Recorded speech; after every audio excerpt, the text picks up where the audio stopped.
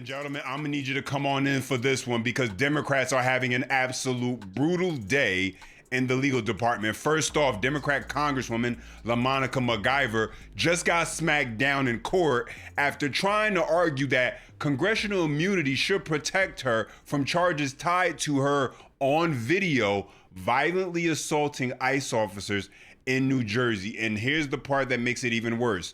One of the judges that actually ruled against her was appointed by Sleepy Joe Biden himself. Yes, ladies and gentlemen. Also, federal prosecutors just hit 2 Democratic elected officials with charges in separate cases accused of turning COVID relief money meant for businesses and struggling families, and allegedly using it on things like personal tax debt, mortgage payments, political campaigns, and private financial interests. And so, folks, we got a lot to break down and get into. Do me a favor, if you are enjoying the content, smash that like button. That's the best way you can tell me. Subscribe to stay locked in with the future videos. Let's get into it. And so let's get into this, ladies and gentlemen, because these people think this is a game. They're using this, or they thought they could use this as political theater in order to continue to push this imagery and this message that ICE agents are out here, they're sweeping up and they're kidnapping people. And so you play stupid games, you win stupid prizes. Real quick, let me just read you this and then we'll get into the footage. A federal appeals court has rejected Democratic Representative LaMonica McIver's legislative immunity defense over her altercation with immigration officials at the Delaney Hall Detention Center in New Jersey. McIver is facing 3 federal charges stemming from an incident during a May 2025 visit to Delaney Hall, which she described as a congressional oversight investigation. The charges allege that McIver assaulted and impeded federal officers during her visit to the facility alongside other Democratic lawmakers. And so, these people think this is a game, and it's not. So go ahead and check this out.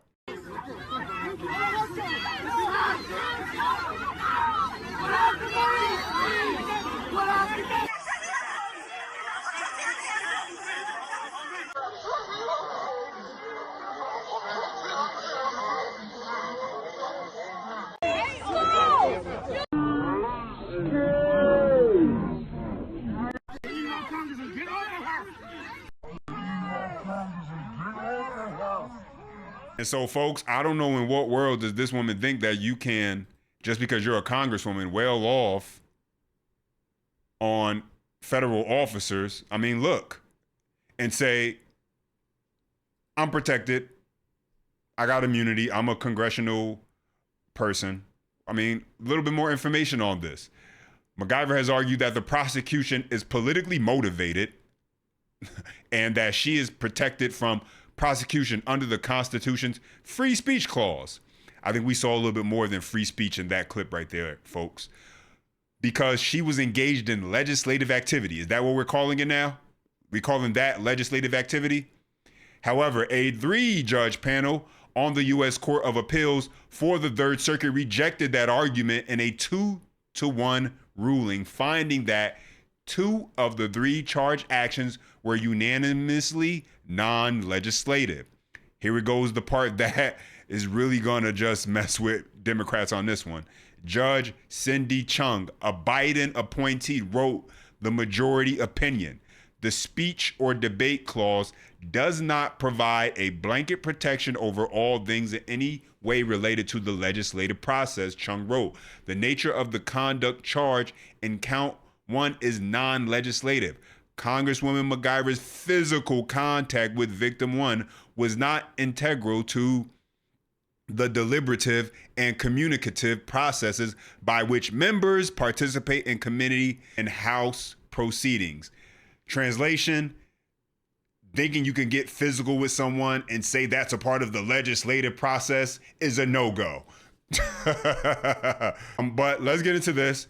Here she is speaking about the situation and about her time at Delaney Hall. I'll take a listen to this. time, but at the same time it was important for me to be here, and what we saw inside was horrible.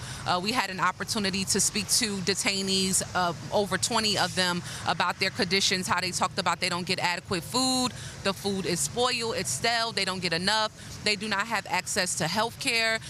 Gentleman talked about how he needed needed access to mental health care, no access, women, no access to OBGYN or, feminine products. I mean, over and over again, we've heard from all of them in there about how horrible the conditions are and how they're just under so much stress because they do not know what is going on. Many of them picked up at asylum hearings, immigration court, many of them on approved student visas, work visas, and literally they are incarcerated in this detention center. So it just was actually they confirmed what we already know, what is happening with immigration in this country, but specifically it confirmed of just how bad it is and how this facility really should be closed. My colleagues and I have already sent a letter to oversight, to judiciary, asking them to do a full investigation of this facility and shut this facility down. And just really quick, we know you're currently facing ongoing charges. You described coming here traumatic, but is any part of you concerned that you could face retaliation for being here? Oh, I'm 100% certain. This is the main priority for this administration, right? It's cruelty, it's retaliation, it's trying to silence the people who are critics of them. I mean, let's get one thing straight. When you walk into a place like this, it's not going to be a Holiday Inn. It is a detention center, folks. It's meant to be restricted by, it's meant to be restricted by definition. It's not supposed to be comfortable. Luxury accommodations, room service, that type of thing, like when they had illegals being able to stay up in these hotels in New York City and Chicago, places like that. You're not getting that level of accommodation at a detention center. And so, yeah, it probably wasn't the best food because it's not the food they prefer. It probably wasn't the best living conditions because it's not meant to be a 5-star experience. It's meant to be bare bones minimum. But you'll have this woman who assaulted an ICE officer and then wants to use the excuse that she's protected by her status as a politician. she'll come out and say these things in order to try and blur the lines of human rights and being adequately accommodated as if you're staying at some Hilton luxury hotel type space. And that's the point that Tom Homan was trying to make back in June when Democrats were trying to get Delaney Hall shut down. And so check this out. I went to the facility. I stand by the facility. Again, it's not a Hilton. This is not a Grand Hilton. It's a detention center. And I've been in a lot of jails, and I've been in 2 state prisons. I wish they would go to their own state prison, look at that, then come to the Delaney Hall, get something to compare it to. Because I think they'll understand that detention is not a luxury. Detention, and they say they want to shut down the facility, they want us to release detainees. When I looked at the files, a lot of people in that facility are mandatory detention by federal statute. We couldn't release them if we wanted to, because there's certain people, whether they're expedited removals, whether it's certain criminal, whether they're final order cases, by law, we have to detain them. And here's what they're not talking about. You want to shut down the facility? Then every illegal alien we arrest in that state will fly to Texas, we'll fly to Arizona, detain them there, because we're going to keep arresting people. We're going to keep detaining people. We're going to keep removing people. If I can't detain them in that city where they're close to their families, then we'll have to move them someplace else. How does that benefit the migrant community? I mean, you're not going to shut down ICE enforcement. You're certainly not going to abolish ICE, and you're not going to stop us from doing our job. President Trump's in the Oval Office. He's there mainly because of what the Biden administration did to the border. Where were all these congressional representatives and politicians in 4 years open border? How come they didn't take Secretary Mayorkas on? How come they didn't take the Biden administration on for opening border? Over 10 million people flow to our border, many criminals, many sex offenders, 2.1 million gotaways. Where do they come from? Who are they? How many of them are terrorists? How many of them are criminals? They didn't say a word about what happened the last 4 years. And the reason ICE is out there arresting people right now because we're responding to historic illegal immigration crisis that they made, that they created on purpose. So a massive historic illegal alien crisis, how to respond to that? To massive deportation, because most of these people should never been released in the country. And Mr. Homan, you show up at a facility and you think that you can put your hands on ICE officers and make a big scene out of it and create a big event of it all. And now it seems like that's backfiring as the liberal judge doesn't even give her a break as far as saying, no, you can't use that whole Congresswoman legislative immunity thing for this. That does not apply to what your actions and what we saw with our own eyes on camera. And so she has her own legal troubles to worry about right now, folks. And so, ladies and gentlemen, 2 elected Democratic officials in Massachusetts just got hit with separate federal cases tied to COVID relief money, and the allegations are absolutely wild. We're talking about taxpayer money that was meant for businesses and struggling families. And instead, prosecutors say that these elected officials, these Democratic elected officials, were using the money to make mortgage payments, personal tax debt, private lending deals that generated interest and fees, meaning they were lending people money, folks, and then saying, you owe me with interest. And it wasn't even their money. Wow. During the pandemic. So we got a lot to get into. Fox News alert now. Federal prosecutors in Massachusetts just announced the arrest of a state rep accused of stealing COVID relief money. Francisco Paulino faces 11 federal counts. He is the second state politician charged in a pandemic fraud case this month after Mayor Brian DePina.